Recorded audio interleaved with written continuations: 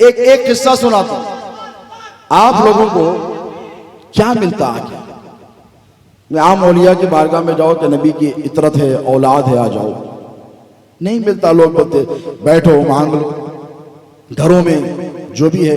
अल्लाह तो करीब है ना, नाहनु अक़रबु इलैहि मिन हब्लिल वरीद, हम तुम्हारी शहरक से ज्यादा करीब है। अल्लाह ने फरमाया बेशक उदूनी इस्तजिब लकुम, मुझसे मांगो मैं अता करूंगा, जरूर देगा। लेकिन तुम्हारे मांगने में और हजरत सरकार मिल्लत के मांगने में फर्क होता तो है।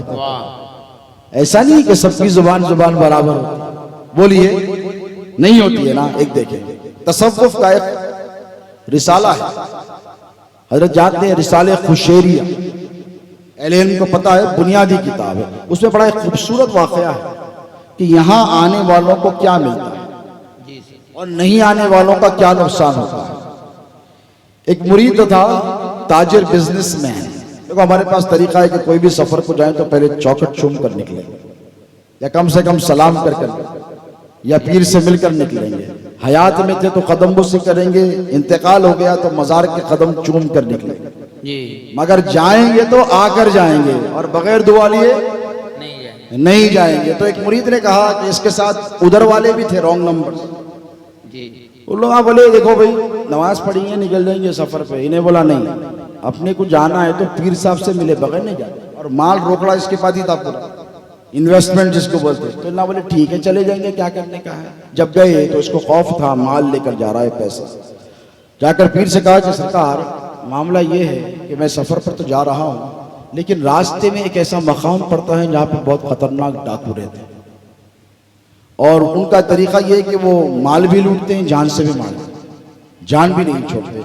अगर ऐसी सूरत हाल पेश आए तो क्या करूं, कोई वजीफा है तो दे दीजिए।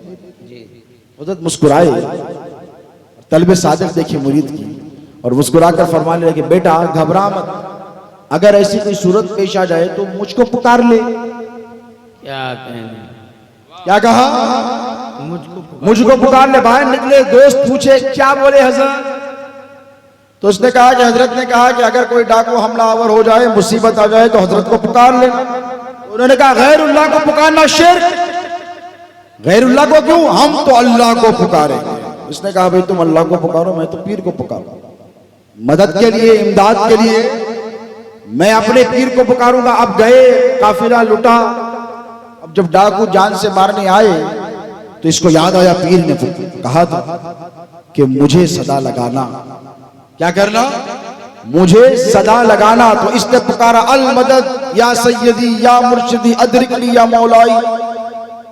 तो एक चादर आई गैब से और उस चादर ने इसको ढांक कर छुपा लिया। और जिन्होंने पुकारा परेशान होकर के अल्लाह बचा ले, अल्लाह ने उनको सुना तो सही, बचाया नहीं।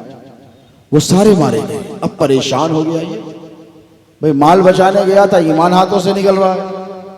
अल्लाह को पुकारना, जिसने पुकारा वो मारा गया और जिसने पीर को पुकारा वो बच गया। परेशान हो गया, भागा भागा। जब वापस आया तो हजरत ने कहा भाई खैरियत से। हजरत खैरियत छोड़िए, माल की ऐसी की तैसी, दौलत की ऐसी की तैसी, ईमान के लाले पड़े। तो फरमाया क्या हुआ बेटे। तो कहने लगे उन्होंने जो मेरे साथ गए थे साथी, उन्होंने अल्लाह को सदाएं दी, अल्लाह ने उनको नहीं बचाया। मैंने आपको पुकारा, मैं बच गया, अब मेरा ईमान बचा लीजिए। अब मेरा ईमान। हजरत ने ठंडी सांस ली, कहा पानी वानी पी ले, बैठ जा। एक बात बताता हूं, सुन। तेरे दरवाजे पर अगर कोई आए और बाहर से सदा लगाए और तेरा करीबी दोस्त हो, उसकी आवाज सुनकर तू पहचान लेगा जी जी जी कि रशीद आया है, बशीर आया है, अजीम आया है। दोस्तों के अगर आपके नाम हो तो आपको पूछने की जरूरत नहीं, क्यों, आप सुनते हैं वो आवाज मानूस। बाप अगर आपको सैकड़ों हजारों के मजमे में सदा दे तो आपको अगर बाप नजर भी ना आए तो पलट कर बोलेंगे कि बाबा बोलो क्या चाहते हो, कहां हो। मां अगर तुमको पुकारे बेटा मैं यहां हूं, हजारों औरतों के मजमे में बेटा अपनी मां की आवाज को पहचान ले।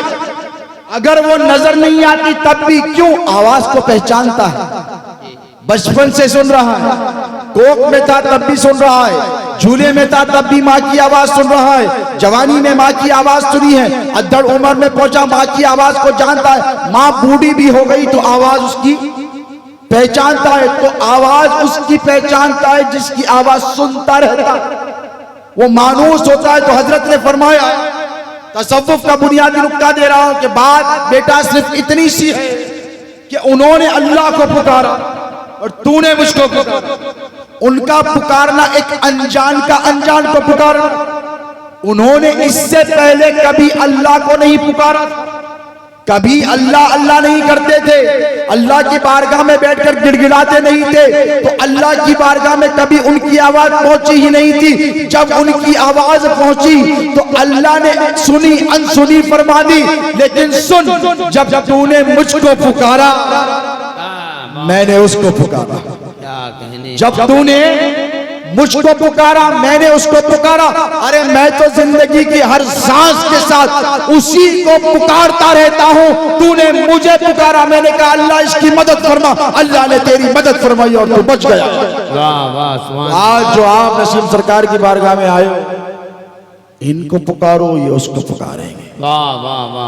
ये शिर्क और बिदअत नहीं है दोस्तों, याद रखो, ये खानकाही निजाम है, ये नबी का खानदान है।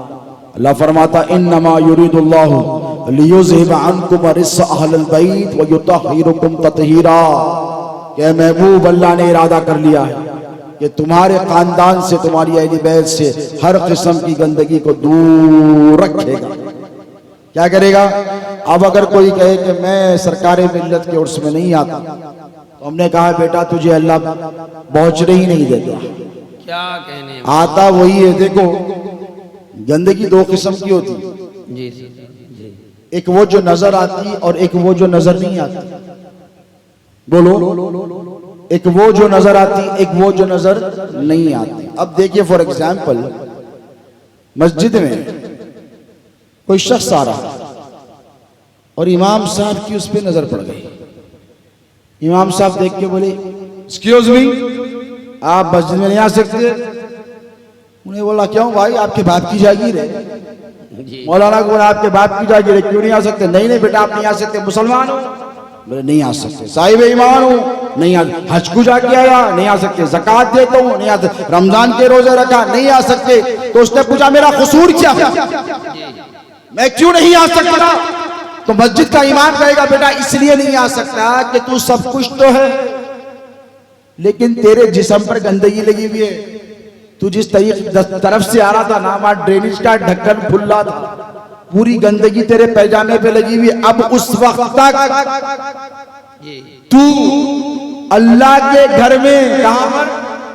अल्लाह के घर में नहीं आ सकता जब तक ये गंदगी को साफ नहीं कर लेता, जब तक अपने दामन को पाक नहीं कर लेता, जब तक तू मस्जिद में नहीं आ सकता। चाहे तू मुसलमान हो, चाहे तू हाजी हो, चाहे तू मौलाना हो, चाहे तू मुफ्ती हो, चाहे तू फकीह हो, तू कुछ भी हो, लेकिन तेरा लिबास, तेरा जाहिर पाक नहीं है, तो बिला तशबीह व बिला तमसील एक है अल्लाह का घर जिसमें आने के लिए पाकी शर्त है, और दूसरा है मुस्तफा का घर। मुस्तफा के घर वालों की मोहब्बत उसी दिल में समाती है जो पाक होते हैं। नापाक दिलों में नबी और आले नबी की मोहब्बत नहीं समा सकती। अब अगर हमसे बोलता कोई खारिजी नासिबी कुत्ता, ये अली अली बहुत करते हैं आप लोग। मुहर्रम आया तो पूरा महीना या हुसैन, 11वीं आई तो पूरा महीना या गौस। हमने कहा क्यों करते हो हजरत, ऐसा क्यों करते हैं? मैंने कहा बेटा, मौलवी को जाहिर की गंदगी नजर आती है और एक पीर को बातिन की गंदगी नजर आती है। मौलवी की निगाह जाहिर पर होती है और एक पीर की निगाह बातिन पर होती है। मौलवी का काम है जाहिर को पाक करना और पीर का काम है बातिन को पाक करना। समझ रहे हो? बात समझ में आ रही है? तो ये पीराने किराम का सिलसिला है दोस्तों, ये गौसे आजम का घराना है दोस्तों, ये मौला अली मुश्किल कुशा की औलाद का घराना है। और याद रखो, जिसको मिला, जो भी मिला, जितना मिला, विलायत का ये जो मैदान है, सरकारे मिल्लत से लेकर अमजद शरीफ तक, अमजद शरीफ से अजमेर शरीफ तक, अजमेर शरीफ से बगदाद शरीफ तक सब किसका फैजान है? बोलो, मौला अली का। किसका है? मौला अली। किसका है?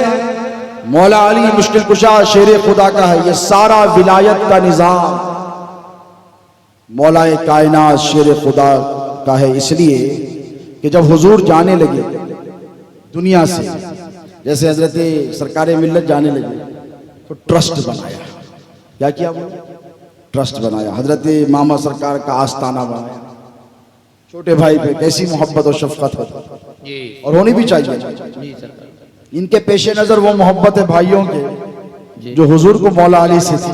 क्या कहने, सुभान अल्लाह, सुभान अल्लाह। होनी चाहिए ना भाई। तुम अपने असलाफ को देखते हो, हम अपने अजदाद को देखते हैं। जी, तुम्हारी नजर दुनिया में होती है, हमारी नजर आखिरत तक होती है। जी, जब हुजूर हिजरत करे मदीना तैयबा, सरकार ने क्या किया पता है? जो मक्के से गए थे ना उनको मुहाजिर बोलते। क्या बोलते? माइग्रेंट्स, मुहाजिरीन। और जो मदीने में रहने वाले थे उनको अंसार। क्या कहते हैं? अंसार यानी मददगार। उन्होंने मदद की। तो हुजूर ने क्या किया, जब देखा कि अभी पूरी तरीके से फ्रेंडशिप नहीं हुई आपस में, तो हुजूर ने रिश्ते मुवाक़ात कायम किया। क्या? भाईचारा। हज़रत अबू बकर को बुलाया रज़ी अल्लाह अन्हु, जो मक्के के हैं। मदीने के एक सहाबी को बुलाकर कहा कि तुम दोनों भाई। हज़रत उमर को बुलाया। मदीने के एक सहाबी को बुलाया, तुम दोनों भाई। तलहा को बुलाया, जुबैर को बुलाया, उस्मान को बुलाया।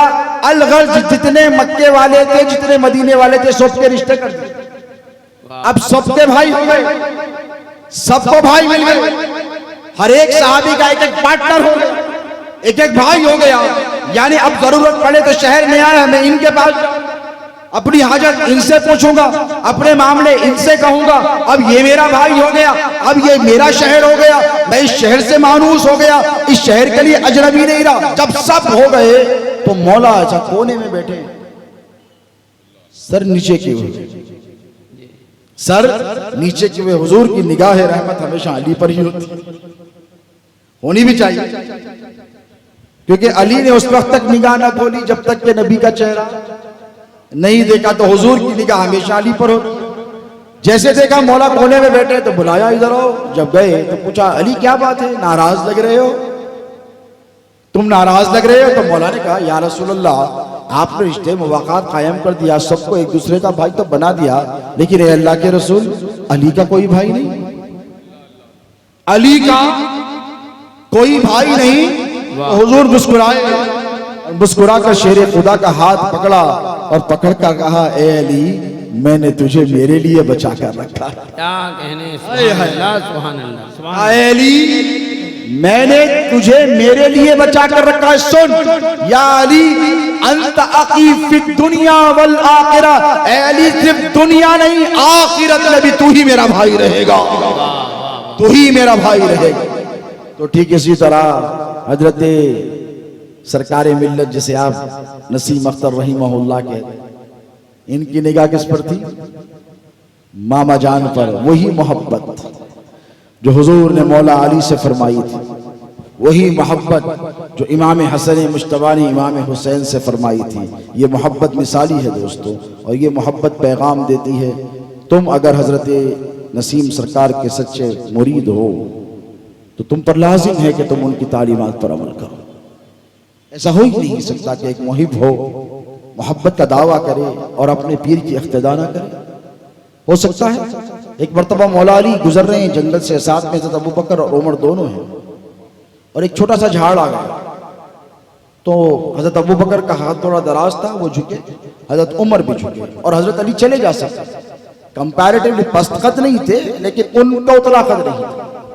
ये अलग तौहीन लोग करते हैं। तो मौला भी झुके। हज़रत उमर को आई हंसी, अल्लाह अन्हु मुस्कुरा कर कहे, अली आप तो निकल जा सकते थे, दोस्ती भी तो थी, आप तो निकल जा सकते थे यहाँ से, आपको झुकने की हाजत नहीं थी, टहनी उतनी नहीं थी कि आपके टांगों को या सर को लग जाए। तो अली मुस्कुराए, और देखो अली क्या जानते, मुस्कुरा कर कहा कि ए उमर, बात इतनी सी है कि एक मरतबा यहाँ से जा रहा, मैं नबी के साथ जा रहा था, और नबी यहाँ पर थोड़ा सा झुके थे, मैं अपने लिए नहीं नबी की इख्तिदा में झुक रहा हूं। उस सुन्नत पर अमल करने के लिए मैंने ये तर्ज अमल इख्तियार किया। तो भाई अली के पीर कौन? मुस्तफ़ा। और तुम्हारे पीर कौन? बोलो सरकार मिल्लत हजरत नसीम अख्तर रहीमुल्लाह। तो तुम भी उनके तरीके पर चलो। बोलो फैज पाना है तो फिर इख्तिदा करनी पड़ेगी। देखो ये एक अलग अलग मिजाज के खलंदर थे, ये अलग मिजाज के खलंदर थे। और इनकी जो तालीमात है ये इंसानियत नवाज तालीमात, इंसानियत की खिदमत करने के लिए आए थे। ये जायदाद बनाने नहीं आए थे, ये गौस पाक के खजाने लुटाने आए थे। ये जमीन खरीदने नहीं आए थे, जमीन पर जो बेसहारा लोग रहते हैं ना उनको सहारा देने के लिए आए थे। ये दावतें खाने के लिए नहीं आए थे, ये भूखे रहकर लोगों को खिलाने के लिए बदरक। ये भारी भरकम लिबास पहनने के लिए नहीं आए थे, बल्कि उनको जिनको लिबास मयस्सर न हो उन्हें कपड़ा फराहम करने के लिए आए। ये बीमारों की तीमारदारी करने के लिए। भद्रक को ये दोनों भाई तुम्हारी जरूरतों को पूरी करने के लिए आए। जब तक जमीन पर थे तो जमीन पर चलने वालों की मदद करते रहे। आज कब्र में लेटे मैं जिम्मेदारी से कह रहा हूं, कल जब तुम कब्र में जाओगे ये अपने नाना की बारगाह में ठहरकर अगर तुम पर अजाब होगा तो तुम्हारी शफाअत करके मग़फ़िरत करवा देंगे। ये तुमको तना नहीं छोड़ेंगे। ये मत समझो कि ये चले गए, चले नहीं गए। असल फैज तो अब शुरू हुआ है इनका। 8 साल में ये धूम है, 80 साल में क्या होगा जरा सोचो।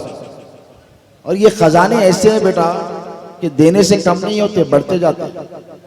हर साल इसमें इजाफा होते रहता, क्योंकि गौस पाक का घराना है। पिरानी पीर क्या फरमाते हैं मालूम? अफलत शमूसुल अव्वलीना व शमसुना अबदन अला फलकिल उला ला तग़रब। मुझसे पहले जितने सूरज आए, गौस पाक क्या, मुझसे पहले जितनों के सूरज थे वो डूब गए, लेकिन अब्दुल कादिर जीलानी का सूरज हमेशा निस्फ़ुन नहार पे रहेगा, कभी गुरूब नहीं होगा, कभी गुरूब नहीं। ये वो सूरज है जिसको कोई गुरूब नहीं। अब दादा के सूरज को गुरूब नहीं तो फिर पोते के सूरज को गुरूब कैसे होगा? वो बगदाद में रोशन है तो कोई अमझर में रोशन है तो कोई भद्रक में चमक रहा है। और चमक नहीं रहा है, सबको चमका रहा। फैज देते रहेंगे, लेकिन सुनो तुम्हारा भी तो फरीजा है कि इनको खुश करो, है कि नहीं बताइए। तुम जाओ इनकी बारगाह तो आने वाले को देखकर ये मुस्कुराएं, देखो मेरा वफादार मुरीद आ रहा है। ऐसे नहीं कि हज़रत रुख फेर ले, कैसा बदखलफ नाखलफ मुरीद आ रहा है, मेरी एक बात नहीं सुनता, मेरा कोई हुक्म नहीं मानता। चेहरा फेर लेंगे ना भाई। पीर अगर खुश हो तो मुस्कुराता है मुरीद को देखकर, और अगर नाराज हो तो चेहरा। हुजूर की भी आदत करीमा थी कि साहबा से जब नाराज हो जाते तो हुजूर कुछ नहीं बोलते, लेकिन चेहरा फेर लेते। इधर आते तो इधर पलट जाते, इधर आते तो इधर पलट जाते। महबूब इलाही ने भी ऐसी किया। खुसरो से किस बात पर नाराज हुए तो चेहरा फेर। तो खुसरो ने कहा कि मुझसे नैना मत मोड़, मैं तेरे चरण लागी। सरकार मुझसे नैन मत मोड़ी, आपकी एक लम्हे की बेरुखी खुसरो की जान ले ले। मैं तो आपके कदमों में पड़ी हूं ना, मैं तो आपकी दासी हूं ना। आप नजर मोड़ लेंगे तो फिर मैं किधर जाऊं? वो इश्क था खुसरो का, वो इश्क था खुसरो का, खत्म नहीं हुआ। आज भी तुम्हारे सीनों में वही इश्क है कि रात के 4 बजे हजरते सरकारे मिल्लत की मोहब्बत में तुम बैठे हो। इश्क की शमा मांद नहीं पड़ी है, रोशनी कम नहीं हुई है, आग भड़की थी भड़की हुई है और भड़की रहनी चाहिए। ये इश्क की आग को ठंडी होने मत दो। इकबाल ने कहा था कि आज भी हो जो बराहीम सा ईमा पैदा, आग कर सकती है अंदाजे गुलिस्तां पैदा। वो जो तड़प और वो जो कसक है ना, जो तुमको यहां पर बैठने पर मजबूर कर रही है। किसको नींद प्यारी नहीं? कौन सोना नहीं चाहता रात में? दिन भर की फिर मसरूफियात होती है, क्यों बैठे हो? इसलिए बैठो कि उनसे मोहब्बत करते हो। जब उनसे मोहब्बत है तो उनकी इख्तिदा भी करनी पड़ेगी। क्या करनी पड़ेगी? मुझे पता चला, कुछ लोगों ने बताया कि मिलाद पाक मुस्तफ़ा का महीना आने वाला है। धूम से बनाओ, धाम से खिलाओ पिलाओ, सदक़ात खैरात करो, सजाओ, लेकिन याद रखो कोई ऐसा अमल ना करो जो गैर शरई हो, क्योंकि मुरीद को देखकर लोग पीर को ताना देते हैं। क्या करते हैं? मुरीद के अमल को देखकर, ये कैसे पीर का मुरीद है और कैसा काम कर रहा है। ये डीजे बजाना हजरत सरकार मिल्लत के दौर में हुआ। बोलिए, डीजे बजाए गए, गाने, नौजवानों से मैं मुखातिब हूं, नहीं बजाए गए। यही पैसा तुम मिलाद पर खर्चो, खाना खिलाओ। हम किसके गुलाम है? खादरी गुलाम है। गौसपा क्या फरमाते हैं पता है? पिराने पीर कि काबे पे गिलाफ चढ़ाने से अफजल है कि किसी भूखे को एक वक्त का खाना खिला दिया जाए। ये पढ़ो पिराने पीर का इरशाद है। तो भूखों को खाना खिलाओ, इताम ताम का एहतमाम करो, जरूरतमंदों की जरूरतें पूरी करो। यही उर्स कादरिया का पैगाम है और इसी पर अमल पैरा रहने की कोशिश करो। और याद रखो, इनकी मोहब्बत को सीनों में बसाए रखो, इनके जलवों को आंखों में समाये रखो, क्योंकि कल बरोज़ क़यामत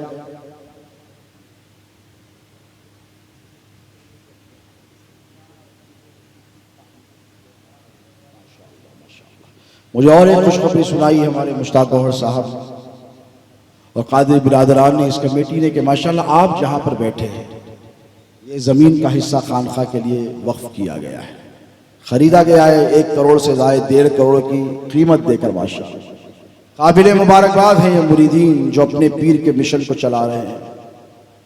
अल्लाह की इन पर लाखों इनायतें हैं, करोड़ों नवाजिशात, जिन्होंने अपने पीर के मिशन को खत्म होने नहीं दिया। सच्चा मुरीद वही है जो पीर के मिशन को आगे बढ़ाए। ये आप जितने हैं ना, काबिल मुबारकबाद है। और फिर मुझे सुनाया गया माशाअल्लाह हजरत मामा जान हजरत वसीम अख्तर रहमहुल्लाह के इसमें गिरामी से इसी प्लॉट के पीछे हिस्से में एक अजीम शान मस्जिद तामीर होगी। एक अजीम शान मस्जिद की तामीर अमल में लाई जाएगी। मैं तमाम वाबस्तगान सिलसिला को ये पैगाम देता हूँ और उनसे दरख्वास्त करता हूँ, अपील करता हूँ कि बढ़ चढ़कर इस मस्जिद की तामीर में आप हिस्सा लें। क्यों? हम उस गौस के गुलाम हैं जिन्होंने इशा के वजू से फजर की नमाजें अदा फरमाई। पिराने पीर गौसे आज़म दस्तगीर का जो सिलसिला है, देखो प्रैक्टिकल सिलसिला है। क्या ये जो कादरिया सिलसिला है, ये प्रैक्टिकल सिलसिला है। गौस पाक ने जिधर नजर डाली वहां पर मुर्दा दिलों को जिंदगी अता फरमाई। ठोकर मारी तो मुर्दों को कब्रों से उठा दिया पिराने पीर ने। अरतरुल गाजी देखते ना, देखे तुर्की की सीरीज है बड़ी मशहूर। गौसे आजम ने जब हुकूमतों की तरफ तवज्जो फरमाई, मुसलमानों के इस्तेकाम की तरफ तवज्जो फरमाई, तो एक नहीं 3 कॉन्टिनेंट्स बर्रे आजमों पर गौसे आजम के गुलामों ने हुकूमत की 700 बरस तक। ये सिलसिले कादरिया की तालीमात हैं। सिलसिले कादरिया प्रैक्टिकलिटी की तरफ बुलाता है। याद रखो, इंतशार और इफ्तिराक ये बर्बादी के दहाने की तरफ लेकर जाते हैं। और एक चीज याद रखना कि जो सबसे अहम तरीन शय है, क्या है? ईमान है। बोलो, ईमान है। नमाज की पूछ कब्र में, हश्र में उससे होगी जो मुसलमान रहे। रोजा रखा या नहीं रखा, अल्लाह नॉन मुस्लिम से नहीं पूछेगा, मुसलमान से पूछेगा। और मुसलमान कब रहेगा? जब साहिब ईमान रहेगा। हज किया था नहीं किया था, साहिब इस्तिताअत होने के बाद काफिरों से नहीं पूछा जाएगा, मुसलमान से पूछा जाएगा। बोलिए, ज़कात दिया था या नहीं दिया था, काफिरों से नहीं, मुसलमानों से पूछा जाएगा। तो ठीक इसी तरह दोस्तों, जो सबसे अहम है वो है ईमान। और ईमान की सलामती अहले बैत को छोड़कर मुमकिन नहीं है, नबी के खानदान को छोड़कर मुमकिन नहीं है। इसीलिए कि इन्हीं की मोहब्बत ऐन ईमान है, यही मोहब्बत ऐन ईमान है। और अहले बैत से मुराद फुक़हा ने, मुहद्दिसीन ने कहा कि मौला अली, सैयदा फातिमा, इमाम हसन, इमाम हुसैन अलैहिमुस्सलाम, इनकी औलाद, इनकी औलादों की औलादें, औलादों की औलादों की औलादें, क़यामत तक आने वाली इमाम हसन और इमाम हुसैन की तमाम औलादें, ये सब अहले बैत हैं। सुभान अल्लाह। ये सब के सब नबी के, बोलो, घर वाले हैं। तो इनकी मोहब्बत को अल्लाह ने कुरान में हम पर, तुम पर, सब पर फर्ज किया है। मैं मुबारकबाद पेश कर कादरी बिरादरान को, ऑर्गेनाइजर्स, उर्स कमेटी के सदर साहब को, मोहतरम साहब को, नायब सदर साहब को, खाजिन साहब, जितने हैं, एक आध नाम लूंगा, कुछ नाम छूट जाएंगे। जी सर। नाराजगी होगी। मैं तमाम लोगों को और तमाम मुरीदीन सिलसिला को मुबारकबाद पेश करता हूँ कि आपने हिंदुस्तान में एक मिसाल कायम कि आपके पीर और मुर्शिद के जुदा हुए, रुखसत हुए 8 साल का अरसा गुजर गया, लेकिन आपने खानकाह में किसी किस्म की कोई कमी होने नहीं दी। मेरी तरफ से, हज़रत तनवीर मिल्लत की तरफ से, हमारी खानकाहों की तरफ से आप तमाम हजरात मुबारकबाद के मुस्तहक हैं कि अल्लाह रब तबारक व तआला आपकी इस खिदमत को कबूल करे। आपने पीर की खानकाह में 4 चांद लगाए हैं, अल्लाह इस पीर के तमाम मुरीदीन की जिंदगियों में 4 चांद लगाए। आपने इस पीर की खानकाह को आबाद रखा है, यहाँ के लंगर को आबाद, यहाँ की महफिलों को सजा कर रखा है। आप उनके नाम की माला जपते हैं। अल्लाह से दुआ है कि आप जिंदा रहें या दुनिया से चले जाएं, अल्लाह आपके नाम को दवाम अता फरमाए, आपके नाम को जिंदगी अता फरमाए, आपका नाम कभी ना मिटने पाए। इसीलिए कि आप में से हर शख्स ने अपने पीर के नाम को, अपने पीर के काम को जिंदा रखा है। अल्लाह रब तबारक व तआला आप तमाम की हाजिरी को कबूल फरमाए। और जितने हाजिरीन यहाँ पर हाजिर हुए हैं, मैं दुआ करता हूँ उनके हक में कि परवरदिगार इन सब की हाजिरी को कबूल फरमा। औरतें आई हैं, बच्चे आए हैं, बूढ़े आए हैं, जवान आए हैं, बीमार आए हैं, सेहतमंद आए हैं, अमीर आए हैं, गरीब आए हैं, हाजतमंद आए हैं, जरूरतमंद आए हैं। ए मौला, ये सिर्फ हजरत नसीम अख्तर के दरवाजे पर नहीं आए हैं, ये समझ कर आए हैं कि ये दरवाजा नसीम अख्तर का नहीं, ये दरवाजा गौसे आजम का दरवाजा, ये गौसे आजम के दरवाजे पर आए। कहाँ आए? गौसे पाक, ये गौसे पाक के दरवाजे पर आए। कहाँ पर आए बोलो? और तुम खाली हाथ जाने वाले नहीं हो। एक बात सुन लो, जब बात निकली तो बयान कर दूं, उसके बाद सलातो सलाम के बाद दुआ होगी या फिर जो तरीका आपका है। कहां पर आएगा? ये गौस पाक का दरवाजा, ये हजरत नसीम अख्तर का गोश्त, ये इनका खून, ये इनकी हड्डियां, ये इनकी मजार, ये इनकी नहीं है, ये सब गौस का, हमारा कुछ नहीं है, सब पीराने पीर का, गौस आजम दस्तगीर का है। इनके दरवाजे पर आने वाले को गौस पाक खाली हाथ लौटने नहीं देंगे। इसीलिए तो आते हो, साल में हाजिरी इसलिए लगाते हो कि तुम्हें मालूम है आते हैं, जरूरत मान रहे हैं, किसी को औलाद चाहिए मिल जाती है, किसी को नौकरी चाहिए अगले साल तक मिल जाती है, किसी की शादी नहीं होती अगले साल तक हो जाती। क्यों? इसीलिए कि ये दरबार गौसियत का दरवाजा है। इस दरवाजे को, उस दरवाजे से ताल्लुक है जिस दरवाजे में चोर चोरी के इरादे से आता तो वली बनकर जाता था। ये उनकी शान है। गौसे पाक के दरवाजे पर एक औरत आई, रोने लगी, पिराने पीर या शेख, मेरा बेटा मर गया। गौस पाक ने कहा अच्छा क्या हाल है? तो कहा कल ख्वाब देखा जहन्नम में है, अजाब से दो चार है, सुनो। पिराने पीर का मान। तो गौस पाक ने कहा अच्छा क्या चाहती है? सरकार तवज्जो कीजिए, आप नजर इनायत फरमाएंगे तो जहन्नमी जन्नती हो जाएगा। मैं आखिरत का, माएँ ऐसी होती हैं, माएँ, कोई माँ आकर कहने लगी कि बेटा मर गया, 12 साल हो गए, कश्ती डूब गई, वापस मांगने का सलीका, कनेक्शन होना पीर से या पीराने पीर गौसे आजम दस्तगीर से, ऐसा मजबूत कनेक्शन होना चाहिए। रोने लगी, गिड़गिड़ाने लगी। गौस पाक ने फरमाया अच्छा मुझे एक बात बता, क्या वो मेरा मुरीद था? तो कहा नहीं सरकार आपका मुरीद नहीं था। तो कहा कभी मेरी मजलिस से वाज में आता? तो कहा नहीं सरकार आपकी मजलिस से वाज में भी नहीं आया था। कभी मेरी महफिल में बैठता था? नहीं। कभी मेरे पीछे नमाज नहीं, कभी मुझसे हाथ मिलाया नहीं। कोई पीर ऐसा हो दुनियादार तो कहेगा जब मेरा नहीं था तो मैं क्या करूं, लेकिन ये गौसे आजम का फैजान है। नापे ना कहती जा रही है, गौस पाक का करम बढ़ता चला, दरियाए सखावत जोश में आता चला। आखिरी में गौसे पाक ने कहा इतना बता, क्या कभी मेरी खानकाह के दरवाजे के सामने से गुजरा था? दरवाजे के सामने से गया था?